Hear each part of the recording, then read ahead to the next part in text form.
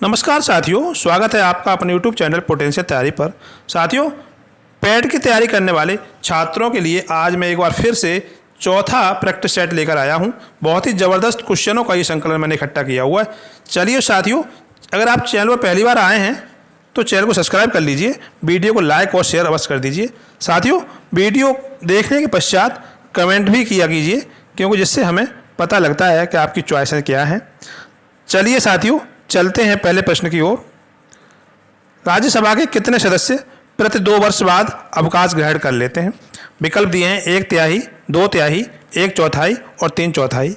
साथियों, राज्यसभा में जो सदस्य होते हैं उनमें हर 2 साल बाद रिटायर हो जाते हैं। प्रश्न पूछा जा रहा है कितने सदस्य प्रति 2 वर्ष बाद अवकाश ग्रहण करते हैं, रिटायर हो जाते हैं। तो साथियों, 1/3 सदस्य हर 2 वर्ष बाद रिटायर हो जाते हैं।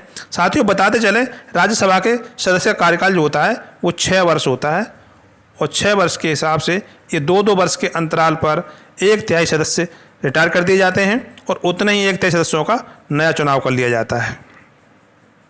अगला प्रश्न है, निम्न में से कौन सा देश भारत की स्थलीय सीमा पर नहीं है? विकल्प दिए हैं भूटान, म्यांमार, बांग्लादेश, मंगोलिया। साथियों, भारत की जो स्थलीय सीमा है बहुत लंबी है, 15,200 किलोमीटर लंबी स्थलीय सीमा है भारत की, और इस पर जो देश स्थित हैं वो भूटान भी है, ये भारत की सीमा पर स्थित है। म्यांमार भी भारत की सीमा पर स्थित है, बांग्लादेश भी भारत की स्थलीय सीमा पर स्थित है। तो साथियों, इस प्रश्न का सही आंसर रहेगा मंगोलिया। मंगोलिया भारत की स्थलीय सीमा पर स्थित देश नहीं है। अगला प्रश्न है, संसद के दोनों सदनों की संयुक्त बैठक की अध्यक्षता कौन करता है?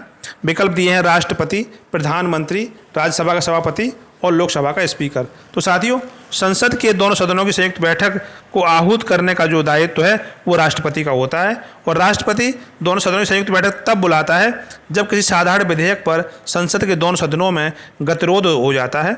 ऐसी संयुक्त बैठक की अध्यक्षता लोकसभा का अध्यक्ष करता है। तो साथियों, विकल्प डी, लोकसभा स्पीकर, इस प्रश्न का सही आंसर है। अगला प्रश्न है, सार्क दक्षेस का मुख्यालय कहाँ है? साथियों, सार्क अर्थात दक्षेस का फुल फॉर्म है दक्षिण एशियाई क्षेत्रीय सहयोग संगठन, और इसका जो मुख्यालय है वो नेपाल के काठमांडू में है। विकल्प बी इस प्रश्न का सही आंसर है। साथियों, ये 8 सदस्यीय संगठन है, इसमें 8 सदस्य देश हैं, जिसमें भारत भी इसमें एक सदस्य है। अगला प्रश्न है, उलान बटोर किस देश की राजधानी है? विकल्प दिए हैं इराक, अफगानिस्तान, मंगोलिया और सऊदी अरब। तो साथियों, उलान बटोर जो है वो मंगोलिया की राजधानी है। विकल्प सी इस प्रश्न का सही आंसर है। अगर सऊदी अरब की बात करें तो सऊदी अरब की राजधानी रियाद है।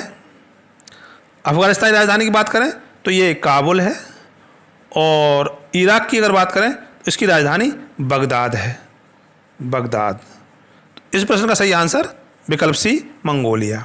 अगला प्रश्न है, किस संविधान संशोधन द्वारा शिक्षा को मूल अधिकार का दर्जा मिला है? विकल्प दिए 36वां, 42वां, 44वां और 86वां। तो साथियों, शिक्षा को मूल अधिकार दिया गया है 86वां संविधान संशोधन 2002 द्वारा। 2002 में ये संविधान का 86वां संविधान संशोधन हुआ था।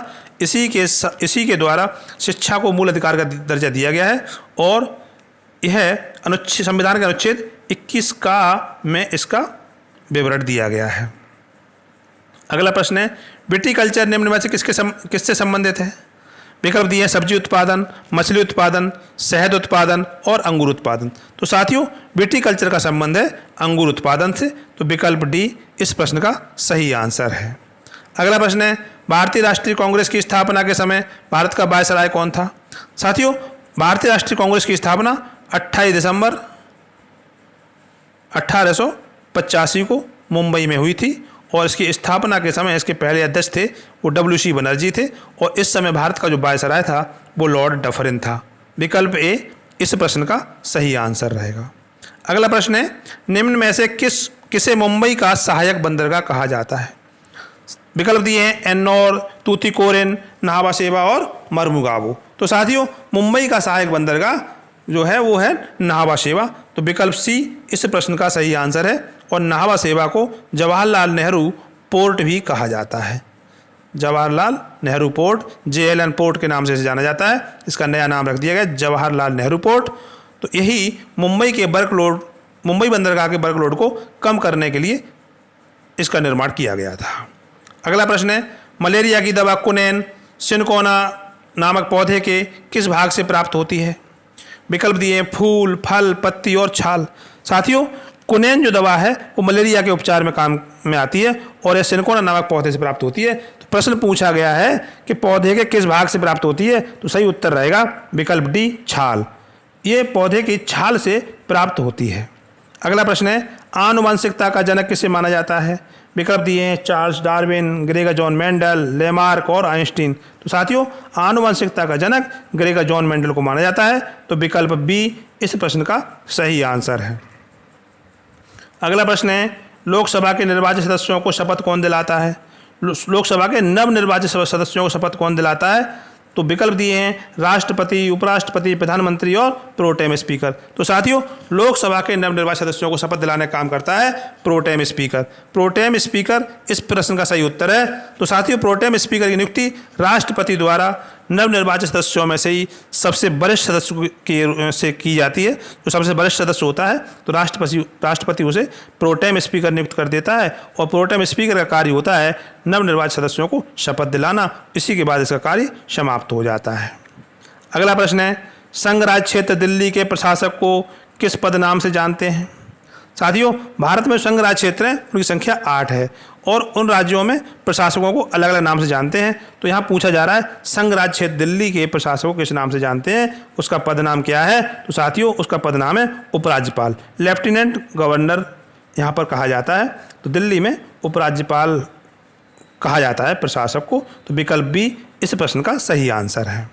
अगला प्रश्न है, निम्न में से किस समिति ने द्विस्तरीय पंचायत राज व्यवस्था का सुझाव दिया था?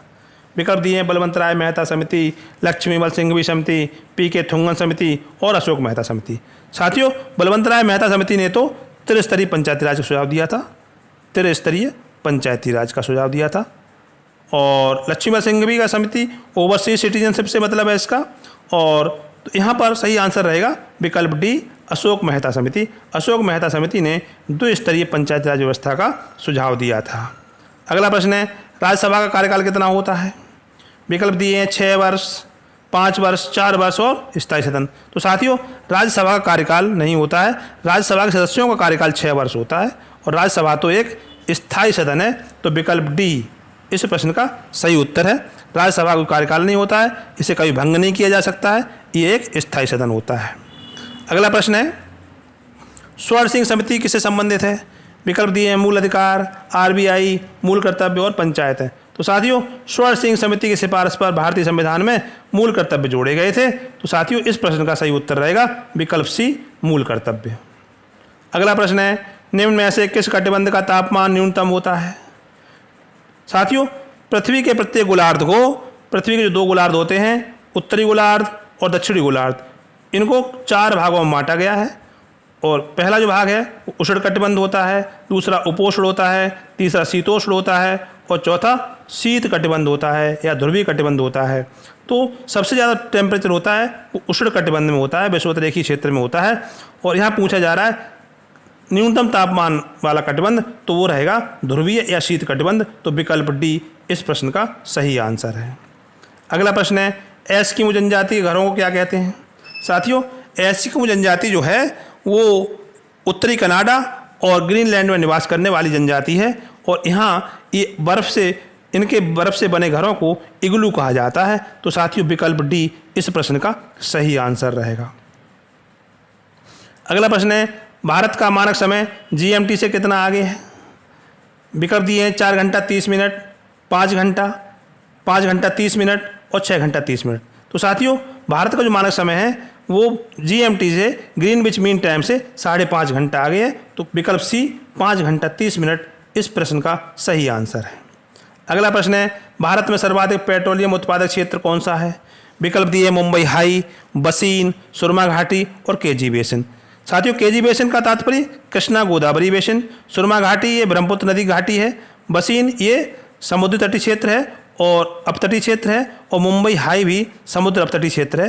तो यहाँ पर भारत में सर्वाधिक पेट्रोलियम उत्पादक क्षेत्र पूछा जा रहा है। तो साथियों इस प्रश्न का सही उत्तर रहेगा मुंबई हाई। मुंबई हाई जो है देश में सर्वाधिक पेट्रोलियम उत्पादन करने वाला क्षेत्र है। अगला प्रश्न है, रानीगंज का संबंध किस खनिज उत्पादन से है? विकल्प दिए हैं कोयला, तांबा, यूरेनियम और लोहा। तो साथियों रानीगंज कोयले का एक प्रमुख क्षेत्र है देश में, तो इसलिए इस प्रश्न का सही आंसर रहेगा कोयला। रानीगंज कोयला खनिज के उत्पादन संबंधित क्षेत्र है, और रानीगंज जो है पश्चिम बंगाल में पड़ने वाला क्षेत्र है। अगला प्रश्न है, फूलों की घाटी किस राज्य में अवस्थित है? विकल्प दिए हैं केरल, हिमाचल प्रदेश, लद्दाख और उत्तराखंड। तो साथियों फूलों की घाटी एक जैव विविधता संपन्न क्षेत्र है जो उत्तराखंड के चमोली डिस्ट्रिक्ट में अवस्थित है। तो साथियों यहाँ राज्य पूछा गया है, तो विकल्प डी उत्तराखंड इस प्रश्न का सही आंसर रहेगा। अगला प्रश्न है, गुरु शिखर किस श्रेणी की सबसे ऊंची चोटी है? विकल्प दिए हैं नीलगिरी, सतपुड़ा, अरावली और पश्चिमी घाट। तो साथियों नीलगिरी की सबसे ऊंची चोटी है वो तो डोडा बेट्टा है। सतपुड़ा की सबसे ऊंची चोटी वो महादेव पहाड़ी पर है, और अरावली की सबसे ऊंची चोटी ये गुरु शिखर है, और पश्चिमी घाट की सबसे ऊंची चोटी अनाईमुड़ी है। तो साथियों इस प्रश्न का सही आंसर रहेगा अरावली। विकल्प सी अरावली के माउंट आबू पर स्थित गुरु शिखर यहाँ की सबसे ऊंची पर्वत चोटी है। अगला प्रश्न है, गंगा नदी अपने मुहाने पर किस नाम से जानी जाती है? विकल्प दिए हैं भागीरथी, पद्मा, हुगली और मेघना। तो साथियों यहाँ मुहाने की बात की जा रही है, गंगा नदी अपने मुहाने पर किस नाम से जानी जाती है? तो यहाँ विकल्प दिए हैं भागीरथी। तो भागीरथी गंगा अपने उद्गम स्थान पर जानी जाती है, गंगा को अपने उद्गम स्थान पर भागीरथी के नाम से जाना जाता है। पद्मा भी गंगा से जुड़ा हुआ है। जब बांग्लादेश में गंगा और ब्रह्मपुत्र नदी आपस में मिल जाती हैं तो इस संयुक्त धारा को फिर पद्मा कहते हैं, और हालांकि वहाँ पर ब्रह्मपुत्र नदी को जमुना के नाम से जानते हैं। हुगली नदी जो है ये गंगा की वितरिका नदी है, और मेघना ये मुहाने पर बनती है। गंगा नदी अपने मुहाने पर मेघना कहलाती है। तो साथियों विकल्प डी इस प्रश्न का सही आंसर है। साथियों अगर अभी तक आपने चैनल सब्सक्राइब नहीं किया है तो कृपया करके चैनल को सब्सक्राइब कर लीजिए, वीडियो को लाइक और शेयर बस कर दीजिए। अगला प्रश्न है, किस एक्ट के तहत भारत में कंपनी शासन समाप्त कर दिया गया था? विकल्प दिए 1858 का एक्ट, 1861 का एक्ट, 1909 का एक्ट, 1919 का एक्ट। तो साथियों 1858 के एक्ट के तहत भारत में कंपनी शासन समाप्त कर दिया गया था। तो विकल्प ए इस प्रश्न का सही आंसर है, और 1858 के एक्ट के बाद ही कंपनी शासन समाप्त करके भारत में क्राउन शासन का प्रारंभ हो गया था। क्राउन शासन अर्थात ब्रिटिश सरकार का शासन यहाँ शुरू हो गया था, और ईस्ट इंडिया कंपनी का शासन समाप्त हो गया था। अगला प्रश्न है, अंतर्राष्ट्रीय न्यायालय का मुख्यालय कहाँ है?